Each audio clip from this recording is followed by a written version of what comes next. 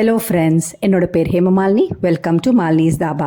இன்றைக்கி நம்ம சேனலில் ஈவினிங் டீ டைம் ஸ்நாக் ஜவ்வரிசி பக்கோடா எப்படி செய்யணும்னா பார்க்க போகிறோம். வழக்கமாக நம்ம பக்கோடா செஞ்சு சாப்பிட்ருப்போம், டேஸ்ட் நல்லாயிருக்கும். ஆனால் இது அதை விட ரொம்ப டேஸ்ட்டாக இருக்கும். வெளியில் நல்லா கிறிஸ்பியாகவும் உள்ளே வந்து நல்லா மெத்துன்னு சாஃப்டாக இருக்கும். சுட சுட காலி ஆகிடும், அந்த அளவுக்கு டேஸ்ட்டாக இருக்கும். அதனால் வீடியோ ஸ்கிப் பண்ணாமல் பாருங்கள். அதுக்கு முதல்ல இது வரைக்கும் நம்ம சேனலை சப்ஸ்கிரைப் பண்ணாமல் இருந்தால் மறக்காமல் சப்ஸ்கிரைப் பண்ணி வச்சுட்டு பக்கத்தில் இருக்க பெல் பட்டனையும் ப்ரெஸ் பண்ணி வச்சுக்கோங்க. அப்போ தான் நான் போடுற வீடியோஸ் உங்களுக்கு நோட்டிஃபிகேஷன் வரும். வாங்க டிலே பண்ணாமல் வீடியோவுக்கு போகலாம்.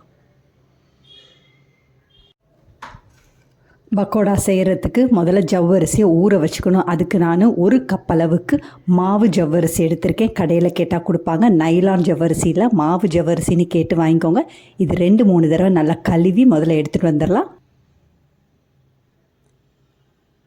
இப்போ இதை நல்லா கழுவியாச்சு. இதில் 1 கப் அளவுக்கு கெட்டியான தயிர் சேர்த்துக்கோங்க. 1/2 கப் அளவுக்கு தண்ணி சேர்த்துக்கோங்க. எல்லாத்தையும் சேர்த்து நல்லா கலந்து விட்டுக்கோங்க. தயிர் இல்லைன்னா மோர் வந்து 1/2 கப் அளவுக்கு சேர்த்துக்கோங்க. எல்லாத்தையும் சேர்த்து நல்லா கலந்து விட்டுக்கோங்க. இது கலந்து விட்டுட்டு 3-4 மணி நேரம் நல்லா ஊறட்டும். இப்போ மூடி போட்டாச்சு, நல்லா ஊறட்டும். அதுக்கு பிறகு நம்ம பார்க்கலாம். இப்போ பாருங்கள், எனக்கு 4 மணி நேரம் ஆயிடுச்சு. ஜவ்வரிசி பாருங்கள் நல்லா ஊறி மோரில் நல்லா ஊறும்போது டேஸ்ட் வந்து ரொம்ப நல்லாயிருக்கும். நல்லா புளிச்சு வந்திருக்கும் இந்நேரம். இப்போ வடைக்கு தேவையான பொருட்கள்லாம் சேர்த்துக்கலாம். நான் இன்றைக்கி 1 பெரிய வெங்காயத்தை பொடியாக நறுக்கி வச்சுருக்கேன். சின்ன வெங்காயமாக இருந்தால் 1/4 கப் இல்லைனா 1/3 கப் அளவுக்கு நல்லா பொடியாக நறுக்கி சேர்த்துக்கோங்க. அதோட பச்சை மிளகா 4 பொடியாக நறுக்கி சேர்த்துக்கோங்க. கருவேப்பிலை, கொத்தமல்லி இதையும் நல்லா பொடியாக நறுக்கி சேர்த்துக்கோங்க. நம்ம 1 கப் அளவுக்கு ஜவ்வரிசி எடுத்திருந்தோம், 1 கப் அளவுக்கு தயிர் எடுத்திருந்தோம். அதே மாதிரி 1 கப் அளவுக்கு அரிசி மாவு சேர்த்துக்கோங்க. அரிசி மாவு சேர்க்குறனால வடை வந்து நல்லா கிறிஸ்பியாக கிடைக்கும். இதில் 2 டேபிள் ஸ்பூன் அளவுக்கு மைதா சேர்த்துக்கோங்க. உங்களுக்கு மைதா விருப்பம் இல்லைன்னா கோதுமை மாவு கூட 2 டேபிள் ஸ்பூன் அளவுக்கு சேர்த்துக்கோங்க. வடைக்கு தேவையான அளவு உப்பு சேர்த்துக்கோங்க. 1/4 டீஸ்பூன் அளவுக்கு ஆப்ப சோடா சேர்த்துக்கோங்க. எல்லாத்தையும் சேர்த்து கையை வச்சு நல்லா கலந்து விட்டுக்கோங்க.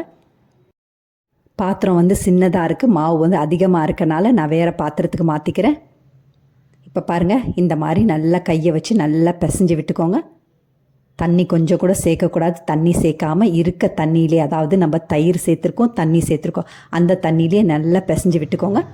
பாருங்கள், இந்த பதத்தில் நீங்கள் வந்து பக்கோடா போட்டிங்கன்னா உங்களுக்கு பக்கோடா வந்து நல்லா உதிரியாக நல்லா உடஞ்சி வந்துடும். அதனால் கொஞ்சமாக தண்ணி தெளிச்சிக்க, கொஞ்சமாக நல்லா ஸ்டிக்கியாக இருக்கணும், அங்கங்கே ஒட்டணும். அப்போ தான் சரியாக இருக்கும். இந்த மாதிரி நல்ல பதமாக இருக்கணும். கணக்காக தண்ணி ஊற்றிக்கோங்க. அதிகமாக தண்ணியும் ஊற்றக்கூடாது, அதே நேரத்தில் ட்ரையாகவும் இருக்கக்கூடாது. இப்போ உப்பு செக் பண்ணிக்கோங்க.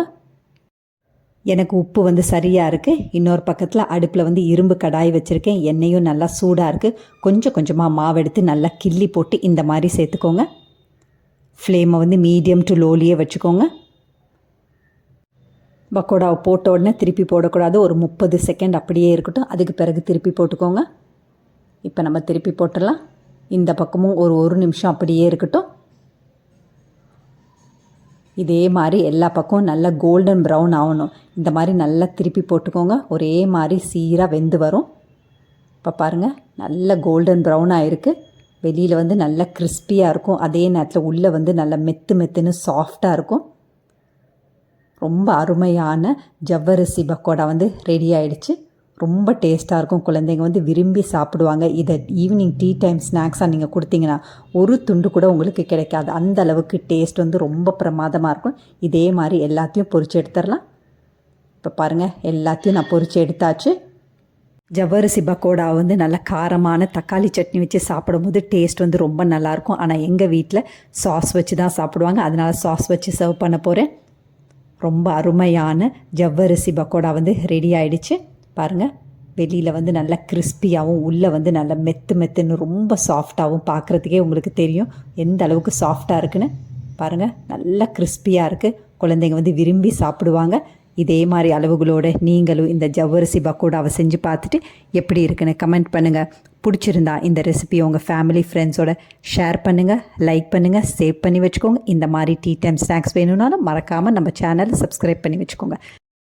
தேங்க்ஸ் ஃபார் வாட்சிங் ஃப்ரெண்ட்ஸ்.